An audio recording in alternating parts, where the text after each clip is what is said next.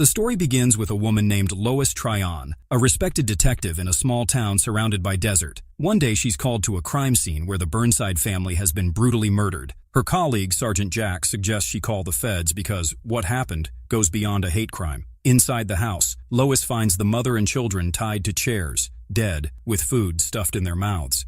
The father, a university professor, is found mutilated, his head missing. Back at the station, Police Chief Gale tells Lois that the crime scene had no prints, fibers, or signs of cleaning, like a ghost had done it. Then, Lois is informed that a reporter nun named Sister Megan wants to meet her. Assuming she knows something about the case, Lois meets her. Megan says she writes about cult and ritualistic crimes from a faith-based perspective. Lois realizes she does this to attract readers and boost church attendance through sensational news. Still, Lois confidentially tells her that the killer had murdered the professor, then cooked meat from his buttocks and fed it to the wife and kids. But that's not what killed them. They died from cardiac shock after seeing what was being boiled in the pot, which turned out to be their baby. Later, a neighbor heard loud Mozart music coming from the house and saw the killer dancing inside. Megan guesses it was the Requiem. Lois becomes suspicious and reaches for her gun, asking how she knew the exact piece of music. Megan says she just assumed as it fit the mood. Lois quietly closes the drawer. Impressed by Megan's insight,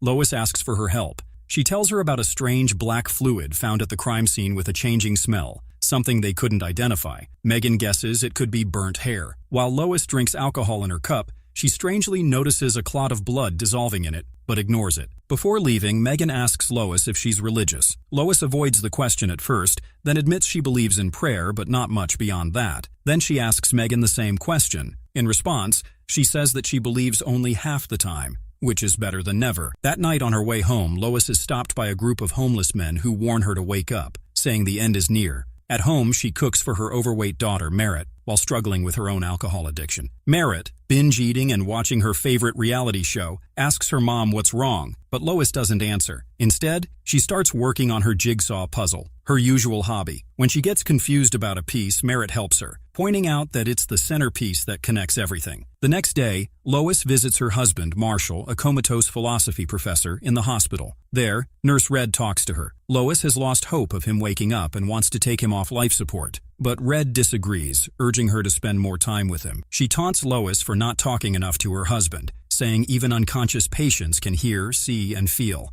Offended, Lois tells her to stay out of her personal life and leaves. The same night, Lois is called to another mass murder scene where several drug dealers are found dead. These individuals were already under police watch. Lois initially assumes it's a result of gang violence, but once she enters the scene, she discovers that the victims were crucified in a ritualistic way and their blood had been completely drained. Still, there is no trace of blood anywhere. However, that same strange black fluid is found at the scene again. Just then, Sister Megan suddenly shows up. Lois is surprised to see her and tells her not to come to crime scenes, since often the perpetrators themselves revisit the scene. But then she allows her to observe and take notes, wanting to gain a different perspective. After this, Lois visits Marshall again at the hospital. She shares how it feels like a strange hole has opened in her life, one that leads to the center of nothingness. She feels like evil is spreading everywhere, and that she needs Marshall's presence in these dark times. She also complains about Merritt's excessive eating, mentioning how Merritt throws it back at her by pointing out her drinking habit whenever she tries to stop her. When Lois returns home drunk, she senses someone else is in the house. She grabs her gun and checks each room one by one, feeling like someone is sneaking around. She follows a shadow into the kitchen, where the intruder turns on choral music on the radio before escaping outside. Lois chases and shoots at him, but fails to catch him. The next day, she meets Megan again at the office and shares her suspicion that the serial killer is trying to taunt her. During their conversation, Megan uses a curse word, which surprises Lois. However, Lois reveals that the lab reports of the black fluid are back, and it contains a high amount of sulfur dioxide. Hearing this, Megan immediately realizes that the killer is indeed trying to send Lois a message because sulfur dioxide is derived from brimstone. Brimstone is a component of acid rain and is frequently mentioned in the Bible as something God used along with fire and smoke to punish mankind. Lois starts to understand that her suspect is a religious psychopath. Later, Lois has a flashback where Marshall is urging Merritt to control her diet and weight, but Merritt becomes defensive and accuses her father of fat-shaming. During all this, Lois stays silent, which makes Marshall comment on her alcoholism. In response, Lois tells him that she knows about his affair because she is a detective after all. Marshall tries to blame her alcoholism and obsession with work for his actions, but Lois calls him an intimacy addict and says she finds it hard to continue living with him. She then tells him to leave the house and adds that sometimes she wishes he would die. Meanwhile, in the present, Lois is sitting in the hospital, drinking and looking miserable. Nurse Red comes in and taunts her, saying she should express her feelings to Marshall. Hearing this, Lois gets angry and starts rolling up her sleeves to fight, but Red warns her that the hospital security will teach her a lesson if she tries anything. Following this, Red starts giving Marshall a bath, but then begins to play with him. Lois sees this and becomes furious, confronting Red. But Red denies everything, mocks Lois, and calls her crazy. She even sarcastically suggests that if Lois is so bothered, she should take her husband to some cheap hospital where he won't even be cared for. Later, Lois holds a meeting with the officers working on her case and tells them to dig deeper to find new clues. Afterward, she visits Megan's church and discusses the possibility that their perpetrator might be a student of the professor from the Burnside family. But Megan disagrees and takes Lois into a room where she has made a picture wall using the evidence Lois had given her. Megan explains that the killer is unlikely to be a student. He seems like a cult worshiper who believes he is in God's place and is trying to deliver a higher calling, showing that no one is safe. Then Sister Megan has lunch with her Pope, Father Charlie, where they discuss the murder investigations. Charlie praises her efforts, saying her work is impressive and has led to a rise in church attendance. As they share with each other, Charlie tells that he wanted to become a surgeon to help people, but then he decided to become a priest to be able to permanently heal the soul. Strangely, both of them seem very interested in the stories of serial killers, and even have a favorite one. During their conversation, Charlie suggests that the killer might be a Satanist, because the ritual of blood draining he performed matches a biblical act meant to send a soul into the void.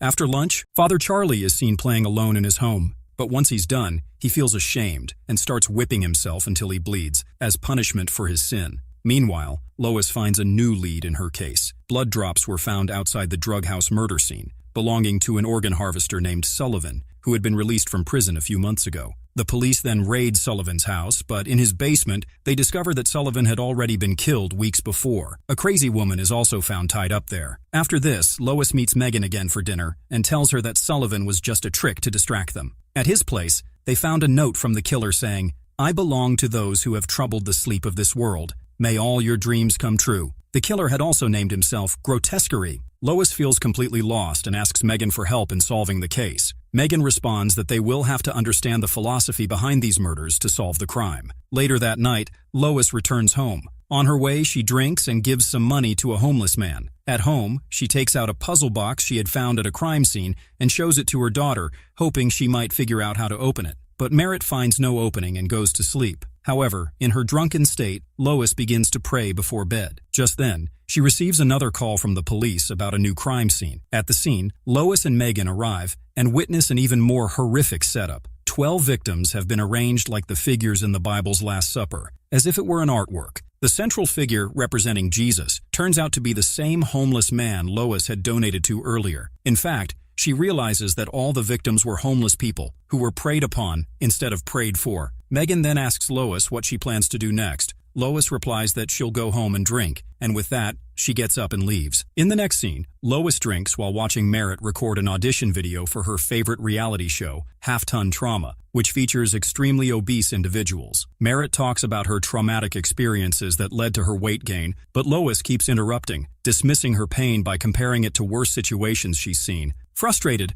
Merritt tells her to leave. Shortly after, Lois prepares a massive feast, including a turducken, just for her daughter. Surprised by the sudden kindness, Merritt asks why she's being so generous. Lois explains that she wants to help her get selected for the show by assisting in her weight gain on one condition: Merritt must never comment on her drinking. Hesitantly, she agrees. During the meal, Merritt asks how Lois first met Marshall. Although she's heard the story before, Lois retells it. Back in her university days, while studying pre-law and working part-time as a waitress, she met Marshall, who often held meetings at the restaurant with his students. Over time, they grew close. Knowing her interest in puzzles and passion for fighting injustice, Marshall had encouraged her to become a detective. Now, reflecting on the past, she warns her daughter that love can soften people, but also destroy them. Merritt, looking for reassurance, asks if she truly loves her. Lois replies that most of the time she does, and even when she doesn't, she still wants to. Later that night, Lois falls asleep and dreams of someone stalking her from outside the window. Just as she shoots at the figure,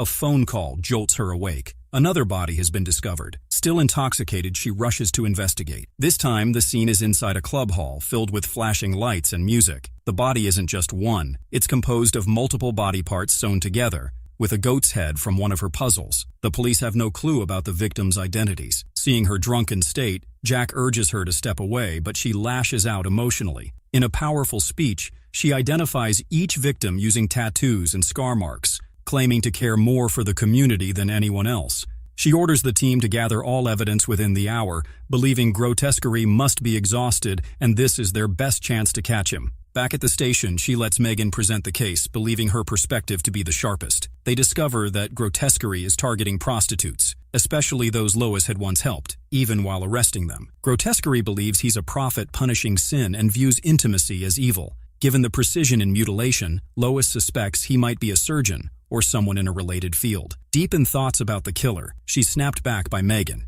As Lois leaves, Jack informs Chief Gale that she reeks of vodka and needs help. Gale, however, insists there's no better detective for the job. Meanwhile, Megan writes her next article on the recent events and calls Father Charlie for permission to publish it. Oddly dressed in kinky attire and dancing inside the church, he reacts with excitement after hearing about the latest body. He asks Megan to bring him a printed copy. When she visits, she finds him in a towel, fresh out of the shower. While talking, she can't help but stare at his muscular body. He then asks her to help dry his wounded back. She spits onto the towel before gently dabbing his skin, but as his seductive tone intensifies, she becomes overwhelmed by her own desire and tries to initiate intimacy. Moments later, he recites a biblical verse condemning sin and lust, stopping her. Embarrassed and disoriented, she storms out, laughing maniacally before collapsing to the floor, foaming at the mouth. Elsewhere, Lois visits the hospital and finds Nurse Red alone, tending to a large, oozing bedsore on Marshall. Red asks for help, and though nauseated, she complies. Afterward, Red confronts her about her drinking, claiming she's unfit to care for Marshall. She tries to convince Lois to sign over power of attorney, but Lois refuses and storms off. Sitting alone in the hospital gallery, she lights a cigarette. A kind orderly named Ed offers her a light and introduces himself. They chat, and he flirts gently, warning her not to drive in her condition. She insists she'll manage and leaves after their lighthearted exchange. However, while driving, she loses control and crashes into a pole. She wakes up back in the hospital, handcuffed to the bed with Ed beside her and Chief Gale watching. Charged with DUI, she fears the worst, but Gale assures her she'll have the charges dropped because only Lois can catch grotesquerie. After Gale leaves, she asks Ed to help her escape. Though he shouldn't, his feelings for her win out. He brings her clothes and helps her slip away. They run off giggling like teenagers, and Ed drives her home. In the next scene, Lois visits Marshall at the hospital again, visibly tired and burdened by her case. She opens up about her fears, convinced the world is ending, but still determined to catch the killer even if it costs her life. Unbeknownst to her, Red is nearby, listening closely. She thinks Lois is losing her mind and secretly records her, planning to use it as evidence in a lawsuit to gain power of attorney over Marshall. As Lois leaves the room, she runs into Ed. He offers her emotional support during this tough time, but also flirts a little. Surprisingly, Lois is charmed and agrees to go on a date with him. However, instead of dinner, Ed first takes her to an Alcoholics Anonymous group. She listens for a while but starts to feel uneasy and asks to leave for dinner. At dinner, Lois drinks vodka despite Ed's suggestion to stop. He then shares his story, how he used to be an addict, became a male stripper and hooker, and eventually lost his self-respect. He believes Lois hasn't gone that far and still has a chance to turn things around. After dinner, he drops her home. Lois wants to invite him in but holds back, saying things are already too complicated in her life. Meanwhile, Megan visits Charlie again at his home to show him her latest article. She secretly watches him with lust while he records a workout video for his religious followers. He then reads her article and praises her for her sharp observations. After this, Megan follows him into his room. Charlie shares his belief that Christianity needs to modernize and tells her about an ongoing meeting at the Vatican to radically change how scriptures are interpreted. Then they get intimate with each other. Later, Lois calls Megan and arranges a meeting with Father Charlie in the confession box. She confesses her struggles with alcohol and her affair with Ed. She says she feels like God has left the world and the devil has taken over. Charlie admits he feels the same way, but reminds her that God has already given people the rules to follow, and it's up to them to stick to it and fix the world. Back at home, Merritt excitedly tells Lois she solved the puzzle box and found a note with coordinates hidden inside. Lois quickly calls Megan, and the two prepare to head out on a desert road trip. Before leaving, Lois asks Ed to stay back and protect Merritt, giving her a pepper spray just in case. Lois also packs some guns for her journey. During the drive, Megan worries that it could be a trap set by grotesquerie and that they might be walking into their deaths like in old horror films. Eventually, they reach the location, where there is a massive fire pit in the middle of the desert, resembling a scene from hell. Megan references a biblical passage suggesting that grotesquerie is claiming to be in the darkest place, abandoned by God. Suddenly, another car pulls up. Lois grabs her gun, ready to confront whoever's inside. A man steps out, introduces himself as a geologist, and warns them to stay away. The pit formed due to a huge gas deposit beneath. After checking his ID, they thank him and decide to return. On the way back, wildfires and smoke fill the desert, and a burning car blocks the road back, so they decide to stay at a motel. They then stop at a gas station where the owner is digging a trench to protect himself from the fires. He advises them to head to lower ground and gives Lois a fire blanket for emergencies. Lois and Megan then get back into the car and continue the journey. Megan suddenly confesses that she committed a sin. She says she had an affair with Father Charlie and now believes the fires and disasters are punishments from God. Lois tries to calm her. She says it's not likely that God would punish the whole land just because of her actions. While they are talking, a naked woman suddenly appears in the middle of the road, covered in blood. Lois hits the brakes and stops the car.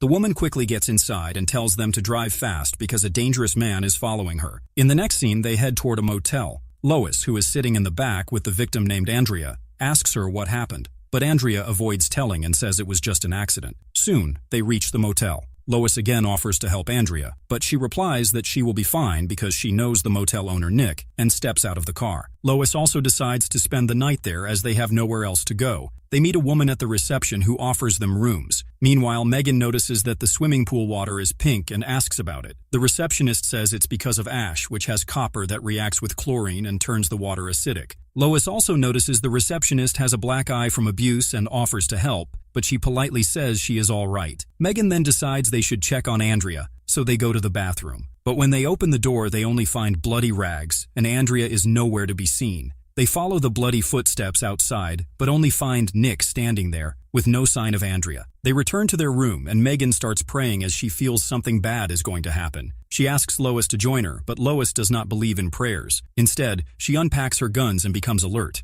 She then calls Red to talk about Marshall, while Megan comes up with the idea to clear the bushes around the building so the fire does not spread to the motel. As she heads out to do that, she sees a man standing at a distance watching them. She calls Lois to tell her, but Lois is too busy talking to Red. Just then, two cars crash nearby, and a fight starts, so Megan runs to help. Amid the chaos, she also sees Nick fighting with the receptionist and trying to drown her in the pool, so she stops him. She then returns to the room and tells Lois about everything happening outside, but Lois is more focused on her phone call. Her signal has died, so she asks Megan for her phone, but it's dead too. So, Lois goes to use the phone at the reception, ignoring Megan's warnings. There, she again notices the receptionist has been hurt, but still focuses on making the call. However, the phone is not working, and suddenly someone starts shooting at her. She runs back to her room. Realizing the danger, she grabs her shotgun and hides with Megan in the bathroom, deciding to stay there until night before escaping. She says she already felt they were being watched all day. Megan begins praying again, and Lois tells her to stop. But then they hear Andrea's voice calling for help and go out to check. They see Nick threatening Andrea with a gun while the receptionist tries to stop him. Lois steps in and tells Megan to stay inside. Just then, a strange man arrives to take Andrea. Lois and Nick shoot at him, but he doesn't get hurt. Soon, Lois runs out of shells and goes back to get more. Megan decides to stop the man herself, but he turns around and shoots her in the chest before driving away with Andrea. Megan collapses, bleeding, while Lois calls for help. An ambulance arrives and takes Megan to the hospital in a critical state. Luckily, she survives. Father Charlie visits her and brings her favorite wildflowers. He blames Lois for using Megan as bait to catch grotesquerie and tells her to leave and focus on her case. Outside, Chief Gale informs Lois about a list of suspects she caught in the past who might be taking revenge. One of them, named Glorious McCall, was recently released, and the timing matches the murders. Lois is shocked that she wasn't told earlier. That night, Lois drinks herself to sleep on the floor of her bedroom. She is then called to another horrible crime scene. This time, it is a maternity home for pregnant women who want to give their babies up for adoption. Many women are found dead, and their babies are missing. Grotesquerie had done a cesarean on them but didn't stitch them back. On the wall, he wrote a message with blood, telling Lois to follow him and let the dead bury the dead, a line from the Bible. Jack tells Lois that the governor has called the FBI and they might lose their jobs the next day, but Lois believes only she can find grotesquerie. Soon, she receives another call. She goes to a house where a police officer is comforting some children. She finds out that their pregnant mother was taken by an unknown man. Lois promises the kids she will bring their mother back safely. On her way back, she finds a crashed car with bloody rags near a farm. She goes to the farm and finds an old woman holding a newborn baby, standing in panic. Lois gently takes the baby and asks what happened, but the woman only says that someone is coming for her. Following this, the woman named Maisie is taken to the hospital. The doctors run some tests and reveal that she is not the real mother of the baby. Lois already knows this, as it was very obvious. She then tries to question Maisie about how she got the baby. Maisie keeps insisting that the child is hers, but then shifts the conversation and starts telling Lois that everything happening around her might be a dream. She repeatedly uses the word glorious and says she has been sent as a message from someone. Finally, Lois decides to place her in the psych ward under detention. As Lois steps outside, Chief Gale tells her that Maisie used to work with Glorious McCall in human trafficking. Lois understands that Maisie was sent by Glorious and decides to go visit her. Soon, she locates Glorious and visits her trailer home with a police officer standing guard. Glorious is expecting Lois and tells her how she got out of prison by becoming an informant for the FBI to help catch a child smuggling gang in Turkey. While they talk, the police officer sees armed people approaching and warns Lois. She quickly asks Glorious to come with them to the precinct, but Glorious refuses. The armed men pull out their weapons and the officer shoots them all down. Meanwhile, Lois grabs Glorious' purse before she can pull out her Uzi from it. She then arrests her and asks why she's trying to kill her, but Glorious explains that it's not her, but a false prophet who wants to revive faith by terrifying both good and bad people. She says this man wants to make Lois the ultimate golden lamb of sacrifice. She also reveals that she sent Maisie not to harm her, but to save the stolen baby, and that Maisie is actually one of Grotesquery's followers, so she could help them find him too. That night, Lois is in her kitchen when she notices someone taking pictures of her from outside. She rushes out with her gun to catch the person, but instead runs into Red, who has come to visit her with a bottle of vodka. As they sit and drink, Red reveals that she was in a relationship with Marshall long before he got sick. She had once joined one of his university classes and became obsessed with him. She tells Lois how Marshall was heartbroken over his broken family, and that she had comforted him in those times, thinking that was her purpose in life. However, she gets emotional as she talks about how he got sick shortly after, and she feels like she lost all meaning in life. She claims that she cares for Marshall even more than Lois does. Lois tries to comfort her and Red feels relieved that Lois didn't pull a gun on her, but Lois says she judged her too quickly and then picks up her gun. She counts to 4, giving Red a chance to run and stay away from Marshall. Red quickly escapes. In the next scene, Lois goes to meet Maisie again and asks what she knows about Grotesquery. Maisie says she once believed him to be a prophet, but Glorious later convinced her he was a false prophet. She thought they were doing good by taking babies and killing women. She also reveals that Grotesquery admires Lois, and that's why he showed her the fire pit, not to harm her, but for another reason. Lois then tells Maisie to share the location of the stolen babies, saying it might help her feel redeemed. Maisie gives her the address, and soon the police raid a large warehouse. Inside, they find multiple women hooked to an automatic milking machine being used to feed the babies. The police quickly rescue them, while Lois goes deeper into the warehouse and finds a room with the black fluid boiling nearby and a wall full of photos of herself taken at different times, showing that Grotesquery had been stalking her for a long time. As she stares at the wall, a masked man sneaks up from behind and puts a knife to her throat. In that moment, Lois sees the faces of her loved ones flash before her eyes. She grabs the attacker's hand, pushes it away, and shoots him. The man falls, and when she removes his mask, it turns out to be Father Charlie, the serial killer she had been searching for all along. After finally catching Grotesquery, Lois celebrates with dinner alongside Ed and Merritt. The two have grown very close and plan to move in together. Merritt has also been selected to star in the show Half-Ton Trauma. As Lois gulps down glasses of vodka, she initially congratulates them, but her mood slowly shifts. She starts shaming Merritt for her weight and criticizes Ed for previously flirting with her and now getting close to her daughter. Ed and Merritt grow concerned about Lois's mental state and offer their support, but Lois insists she's always been fine and had only tried to raise her family to be strong enough to support her during difficult times. Sadly, she believes they all ended up consumed by their own weaknesses. After saying this, she smashes her glass and walks away.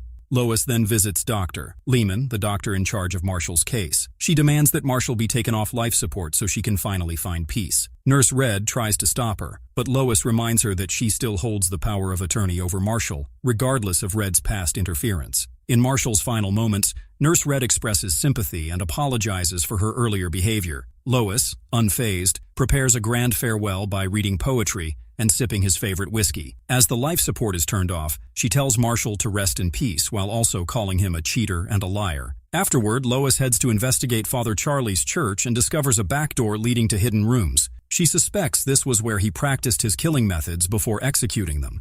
Strangely, she finds a working ventilator and evidence of his pre-planned murders. One file includes a hospital report about a woman with failing organs who is no longer recommended for life support, but Lois doesn't understand its meaning. Just then, Jack enters with a call from the governor, congratulating Lois for solving the case, but Lois replies that if the case were truly solved, she'd be at home resting. Lois then returns to the police station where her colleagues celebrate her success. However, Chief Gale pulls her into the office and informs her that she'll soon be out of a job. The federal government plans to replace most of the police force with robots. Lois refuses to accept it and walks out, as Gale yells at her to wake up. Meanwhile, Megan's reporting on the murders has gained popularity. The church believes the public's fascination with horror has brought people closer to religion and boosted church attendance. They want Megan to continue her work, and in return, she demands full control over her articles and her own assistants. Later, Megan visits Lois at her home and they cook together. Megan shares news of her recent promotion. As Lois drinks, she brings up how Megan got shot and miraculously survived,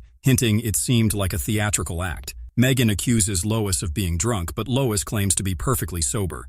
Lois then begins connecting dots. She says that she was impressed by Megan's clever insights during the investigation, but was shocked to see the same reference book pages in both Megan's picture wall and Father Charlie's hideout. Though Father Charlie may have been a serial killer, Lois believes he was deeply fascinated by Megan's unique personality as a nun. There was palpable, intimate tension between them, yet religion prevented any intimacy. But since he needed an experienced partner in crime, Sister Megan was a perfect match. Together, they could fulfill their dark desires by murdering people. Megan starts to panic and secretly grabs a knife. Lois declares that she has finally cracked the case. Hearing this, Megan snaps, screams blasphemy, and lunges at Lois with the knife. A violent fight breaks out. Lois punches her, disarms her, and smashes a tray on her head. Megan runs for Lois's gun in the dining room, but before she can reach it, Lois drags her back into the kitchen. Megan retaliates with the knife and manages to stab her. In pain, Lois grabs a pot of boiling vegetables and pours it over Megan. Then she pulls the knife from her belly and crawls toward her gun. Just as she reaches it, Megan pulls her back. Before Lois can shoot, Megan stabs her belly repeatedly. But then comes a twist. It's revealed that Lois has actually been in a coma after contracting COVID. Marshall is taking care of her, and Merritt is now a highly successful woman with 2 PhDs in molecular biology. However, their family is falling apart. Merritt breaks up with her underachieving husband, Ed, after discovering that he's been having an affair with Lois for the past 2 years. Meanwhile, Marshall has also cheated on Lois with Cherry Red, who turns out to be a club worker and not a real nurse. Enraged by Lois's affair with his son-in-law, Marshall decides to end her life by terminating her life support. On the other hand, Megan is a detective and Lois's partner. When she learns that Lois is near death, she visits to pay her last respects. Ed shows up too, but Marshall refuses to let them in. Despite Merritt's pleas, he insists that Charlie, who is actually a doctor, continue ending Lois's life. He wants her to die the same way she lived, surrounded by chaos. Dr. Charlie complies, removes her equipment, and sedates her, saying he believes death is freedom from pain. As he speaks, the scene returns to Lois's coma dream, where Megan says those very same words. Back in the dream, Megan tries to shoot Lois again. A brutal struggle follows, and Megan gains the upper hand, punching Lois multiple times. But as she picks up the gun, Lois notices the wet floor beneath her and yanks Megan's legs out from under her. Megan falls and fractures her skull. As Lois's heartbeat slows and her soul seems to drift away, she raises her gun in the dream and shoots Megan in the head, saying she should learn to walk in heels. With that, Lois feels her soul return to her body. Everyone in the hospital is shocked to see her heart rate increase. She starts breathing again and finally opens her eyes, waking up from the coma. In the following days, Lois slowly starts to recover from the weakness caused by being in a coma for 6 weeks. Meanwhile, Dr. Whitcomb, who is researching the brain activity of comatose patients, becomes interested in Lois's case. He talks to Merritt about the dreams Lois had involving her and tries to understand the reason behind them. He explains that in the dreams, Merritt wanted to be part of a show called Half-Ton Trauma, where extremely overweight people try to lose weight. Later, he visits Police Chief Megan and asks about her connection with Lois. Megan says she always looked up to Lois, but they had some disagreements,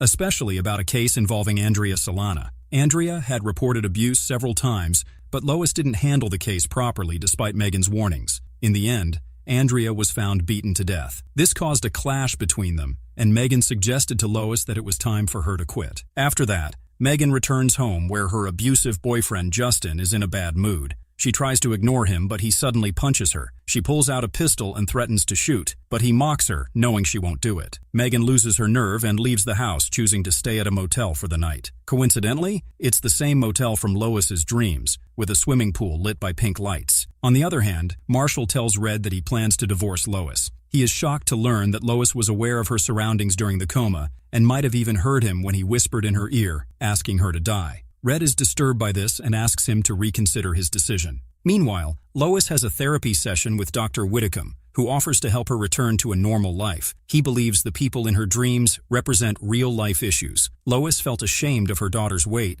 so she forced her to eat in the dream. Her relationship with Marshall was strained, so she put him in a coma. Megan always outshined her in real life, so she made her a nun in the dream. Dr. Charlie once talked about removing her from life support, so she turned him into a killer, her enemy. On the other hand, Andrea's fate in the dream reflected Lois's guilt about her case. Maisie, her housekeeper, was shown saving a baby because Lois had first met her at an anti-abortion protest and saw her as a symbol of hope. Lastly, Lois admired how Red tolerated Marshall when she couldn't, so she made her his nurse in the dream. After the session, Lois is discharged, but only Megan comes to pick her up. On the way, Megan confronts her about the role she got in the dream. She feels Lois blames her, even though it was Lois who got her involved in Andrea's case. Now, Megan is being sued by Andrea's family. Lois responds by saying she doesn't like how Megan is acting like a victim. Before leaving the car, she advises Megan to break free from what's holding her back, just like in the dream, referring to the bruises on Megan's face that she tries to hide behind large sunglasses. When Lois reaches home, Maisie warmly welcomes her. Maisie also knows how she was shown in the dream, but she doesn't mind because Lois always treated her well. After settling in, Lois decides to visit Merritt, even though Maisie thinks it's a bad idea. But Lois wants closure. Soon, they reach Merritt's house, and Merritt is clearly unhappy to see her. She confronts Lois about her role in the dream. When Lois tries to explain that dreams are not under her control, Merritt brings up real-life issues. She says she's hurt that Lois had an affair with Ed. She expected Ed to cheat, but not her own mother. Lois tries to explain that she only did it because she felt alone and abandoned in life. Upon hearing this, Merritt slaps her, saying that her betrayal was unforgivable. Lois doesn't try to defend herself anymore and silently cries. Merritt says Lois's job exposed her to darkness, which is why she behaved the way she did. Hearing this, Lois has no answer, and Merritt tells her to leave. As Lois walks back to the car, Maisie reminds her she had warned her earlier. Then, trying to lighten the mood, she suggests they go out for vanilla shakes.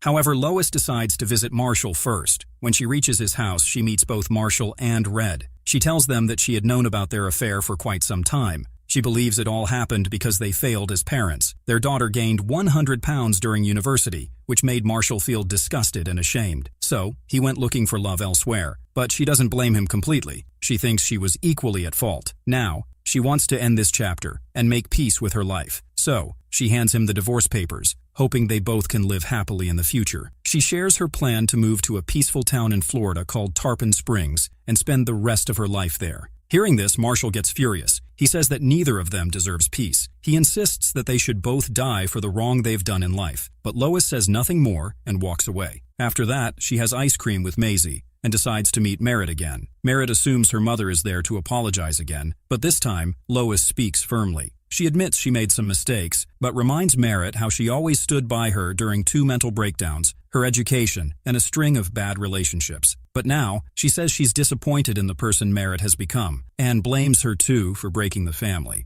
She also brings up the slap she received from Merritt, saying it hurt a lot. Merritt doesn't apologize for it. So Lois slaps her back and tells her that she's leaving town. She adds that she'd be open to reconnecting if Merritt ever wants to fix their relationship. Later, she visits Dr. Whitcomb again. As they discuss her dreams, the doctor tells her that her dreams are like puzzle pieces, signs from her subconscious mind. Lois remembers a man who gave them a fire blanket at a gas station. He was her father, and since he had inspired her deeply, being a sheriff in the high desert, she believes he represented moral strength and justice. Dr. Whitcomb then mentions a colleague named Dr. Milton, a brilliant mind who's been working with him on dream studies. Dr. Milton, who is physically disabled, joins them and tries to explore the murders Lois saw in her dreams and what they might mean. Lois says the murders felt too real, even though she never saw anything like that in her real life. Dr. Whitcomb then shares an idea based on a recent lecture he attended about empathy. He says new research shows empathy is slowly fading in people, especially teenagers, due to changes in their brain caused by technology. So,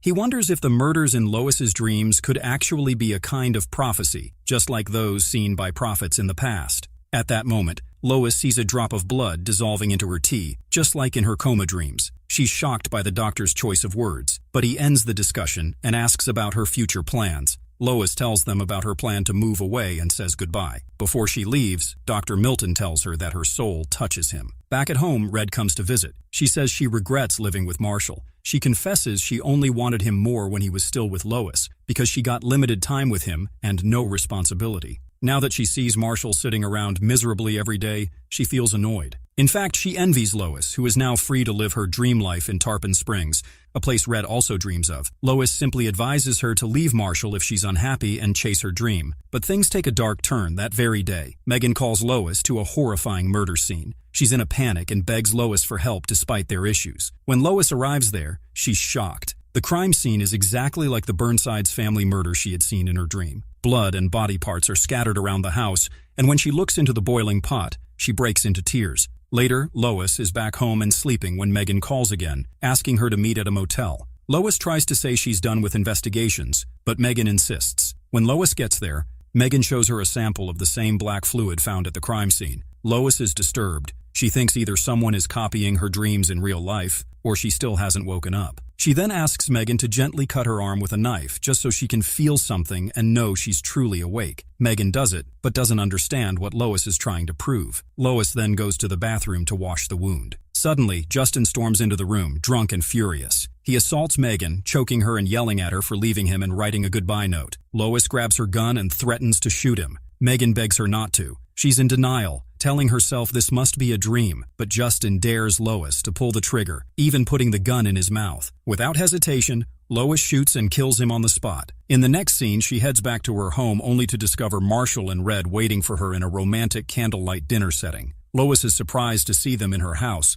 with Red cooking in the kitchen, and asks what's happening. Marshall welcomes her to the dinner table and prepares drinks for her. Then he gets to the real point and says that he has realized they still have time to amend their future, and the way to do that is by all of them living together in one house. Lois asks if he has gone mad, because they've already handed each other divorce papers and now there's no question of living together. But Marshall says that they need to stay together to build a better future for Merritt, and it's not like he wants to share a bed with Lois again, because their relationship is already over. However, he wants to move into a separate room with Red. Hearing this, Lois says there's no way this can happen now because there's no path left to go back, and she wants both herself and Marshall to stay peacefully apart. She firmly rejects Marshall's offer and asks both of them to leave instead of talking further.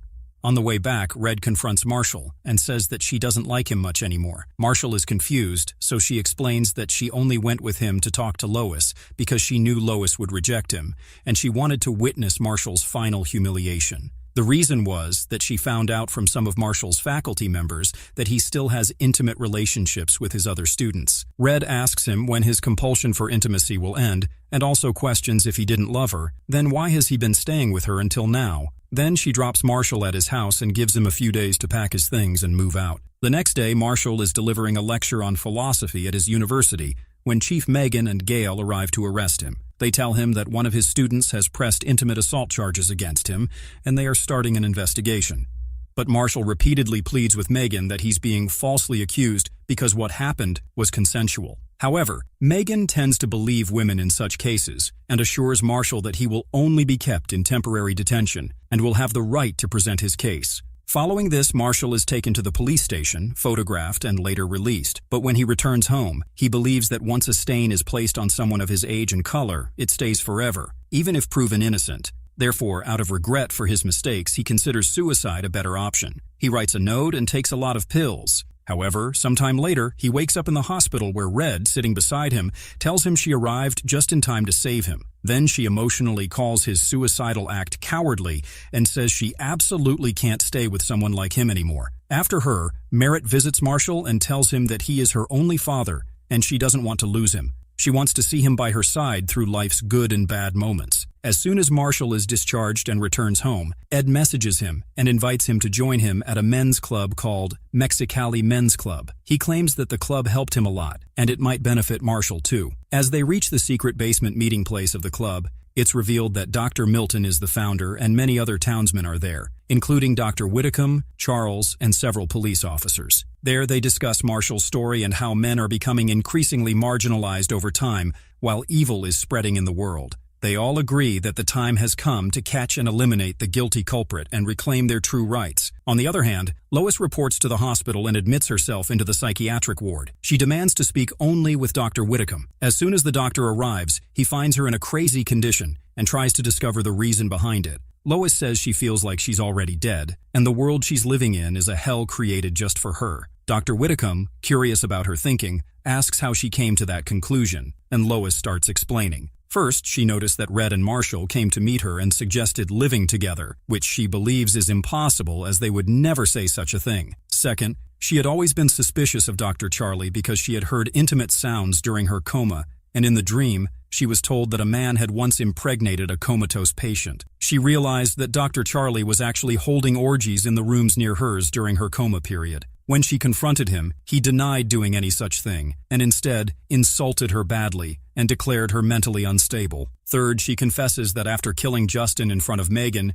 she left to get materials to hide the body and drove around in shock for a long time. Later, she realized there was no need to hide it because it was self-defense, but when she returned to the motel room, there was no sign of Megan or Justin, like a professional cleaner had wiped all the evidence. So she started following Megan for proof and saw her meeting Glorious McCall, then realized that she must be the only woman who helped Megan with the cleanup. Later, when she confronted Megan at her office about hiding the body, Megan completely denied any connection to Justin's death and even claimed she hadn't seen him in days. Finally, Lois says she saw the Burnside family's murder from her dreams turn into reality. She believes either she is still in a coma and everything she's seeing is not real, or someone accessed her case files and is trying to replicate her dreams. In response, Dr. Whitcomb says that they had already signed an agreement allowing her case files to be used for scientific research, and anyone with internet access could read them online. However, he believes Lois has become delusional. He thinks there's no crime like the Burnside family murder,